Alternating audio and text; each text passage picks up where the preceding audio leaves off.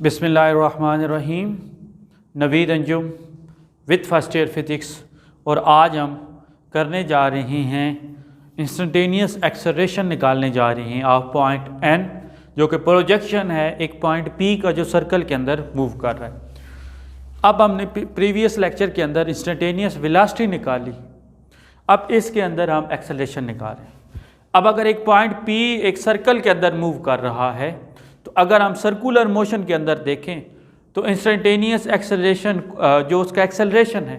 उसको आप centripetal acceleration कहते थे,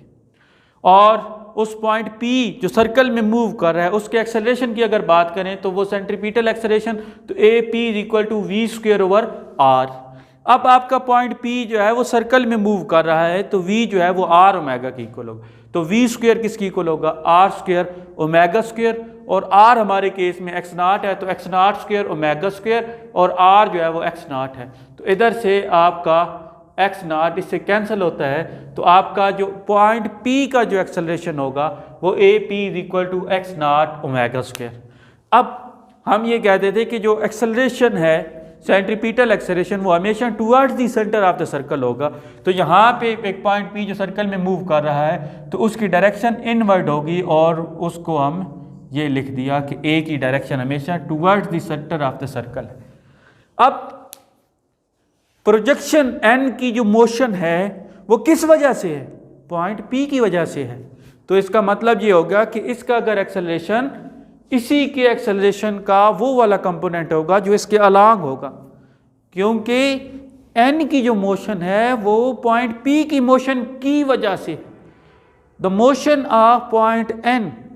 या the acceleration of point n is due to the acceleration of point P। तो पॉइंट P के अगर एक्सेलरेशन की बात करें तो वो अगर एंगल इसके साथ थीटा एंगल बना रहा है तो उसके दो कंपोनेंट होंगे, एक परपेंडिकुलर कंपोनेंट और दूसरा पैरेलल कंपोनेंट। अब अगर ये एंगल थीटा है तो ये एंगल भी आपका थीटा हो जाएगा, तो अब इसके दो कंपोनेंट परपेंडिकुलर कंपोनेंट और पैरेलल कंपोनेंट, और ये एक्सेलरेशन का परपेंडिकुलर कंपोनेंट ही n के एक्सेलरेशन होगा, क्योंकि वही कंपोनेंट एक्सेलरेशन का n के अलोंग है। तो अगर मैं n के एक्सेलरेशन की बात करूं तो वो AP का परपेंडिकुलर कंपोनेंट होगा, तो A जो होगा वो AP sin ऑफ थीटा, मतलब उस पॉइंट P का परपेंडिकुलर कंपोनेंट होगा, तो AP की वैल्यू मैं पुट करता हूं और sin ऑफ थीटा। अब फिर दोबारा से sin ऑफ थीटा की वैल्यू निकालनी है, तो हम फिर दोबारा इस ट्रायंगल का सहारा लेते हैं, तो ये x0 है, ये x0 है, ये x है, और ये NP है जो कि बेस है। तो अब हमने sin थीटा निकालना है जो कि इक्वल होता है परपेंडिकुलर ओवर हाइपोटेन्यूज, तो ON डिवाइडेड बाय OP, तो उधर से ON की वैल्यू x थी, OP की वैल्यू x0 थी, तो इधर से हमें sin ऑफ थीटा की वैल्यू निकली x/x0। तो अब हम क्या करते हैं कि इसी के अंदर sin ऑफ थीटा की वैल्यू पुट, तो A = x0 omega into sine theta, तो साइन थीटा की वैल्यू मैं x/x0 पुट करता हूँ, तो ये आंसर आ जाता है। और इधर से फिर क्या करता हूँ कि मैं x0 को कैंसिल करता हूँ, तो इधर से हमारी एक्सेलरेशन की वैल्यू ये आती है। अब यहाँ पे ये बताता है कि एक्सेलरेशन क्योंकि towards the centre of the circle है, तो इसी वजह से हमने नेगेटिव साइन लगाया A। और दूसरी अगर हम वेक्टोरियली देखें, वेक्टर की रिप्रेजेंटेशन से देखें, तो नेगेटिव साइन उस वक्त आता है जब आप दो वेक्टर्स की डायरेक्शन अपोजिट हो। तो अब अगर इस डायरेक्शन के अंदर देखें,